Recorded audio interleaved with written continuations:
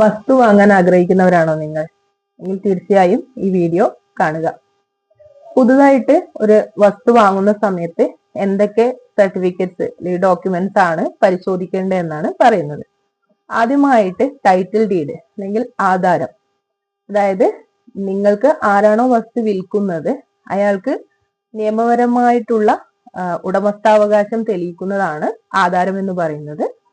പിന്നെ വേണ്ടത് മുന്നാധാരം. മുന്നാധാരം എന്ന് പറയുന്നത് നിങ്ങൾക്ക് ആരാണോ വസ്തു വിൽക്കുന്നത് അയാൾക്ക് ആരിൽ നിന്നാണോ ആ വസ്തു കിട്ടിയത് അല്ലെങ്കിൽ ആരിൽ നിന്നാണോ അത് ആ വസ്തു അയാൾ വാങ്ങിയത് അയാളുടെ ആധാരമാണ് മുന്നാധാരം എന്ന് പറയുന്നത്. അതായത് ആധാരത്തിന് മുൻപുള്ള ആധാരമാണ് മുന്നാധാരം. അപ്പൊ ഈ ആധാരവും മുന്നാധാരവും തമ്മിൽ വ്യത്യാസങ്ങൾ ഉണ്ടാവാൻ പാടില്ല. അങ്ങനെ എന്തെങ്കിലും വ്യത്യാസമൊക്കെ വരുന്ന സമയത്ത് അത് തിരുത്തണമെങ്കിൽ വലിയ ഫോർമാലിറ്റീസ് ഉണ്ട്.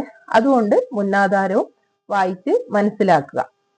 പിന്നെ വേണ്ടത് എൻകംബറൻസ് സർട്ടിഫിക്കറ്റ്, അതായത് ബാധ്യതാ സർട്ടിഫിക്കറ്റ് എന്ന് പറയും.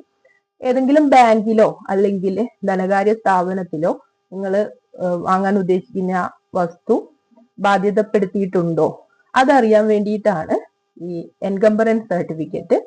അതിന് നിങ്ങൾക്ക് സബ് രജിസ്ട്രാർ ഓഫീസിൽ അപേക്ഷിക്കാവുന്നതാണ്. പിന്നെ വേണ്ടത് പൊസഷൻ സർട്ടിഫിക്കറ്റ്, അതായത് കൈവശാവകാശ സർട്ടിഫിക്കറ്റ്. അപ്പോൾ നിങ്ങൾ വസ്തു വിൽക്കുന്ന ആൾക്ക് തന്നെയാണോ അതിന്റെ കൈവശാവകാശം ഉള്ളത് എന്ന് അറിയാൻ വേണ്ടിയിട്ടാണ്. ഇതിനു വേണ്ടിയിട്ട് വില്ലേജ് ഓഫീസിൽ അപേക്ഷിക്കാവുന്നതാണ്.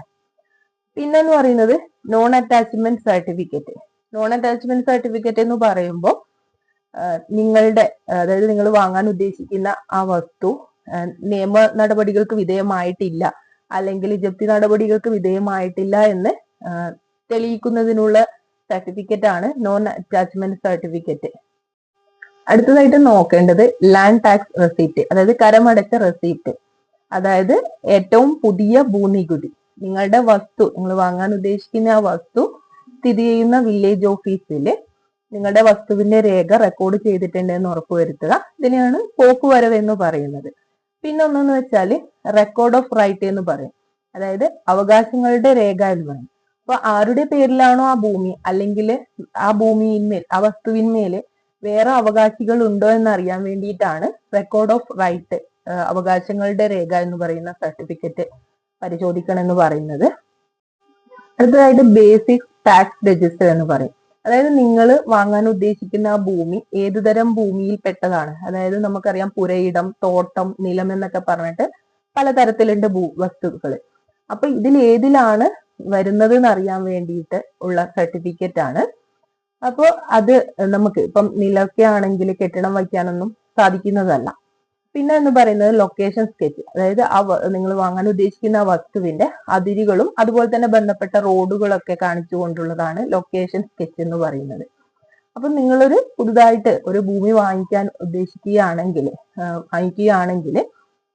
ഈ കാര്യങ്ങളൊക്കെ ഈ പറഞ്ഞിരിക്കുന്ന, അതായത് ആധാരം, മുന്നാധാരം, പിന്നെ അതുപോലെ തന്നെ encumbrance certificate, land tax receipt, non attachment certificate, പിന്നെ അതുപോലെ ലൊക്കേഷൻ സ്കെച്ച്, പിന്നെ അതുപോലെ ബേസിക് ടാക്സ് രജിസ്റ്റർ, പിന്നെ അതുപോലെ റെക്കോർഡ് ഓഫ് റൈറ്റ്സ്, ഇങ്ങനെയുള്ള കാര്യങ്ങളൊക്കെ പരിശോധിച്ചിട്ട് വേണം ഒരു ഭൂമി വാങ്ങാൻ വേണ്ടിയിട്ട്.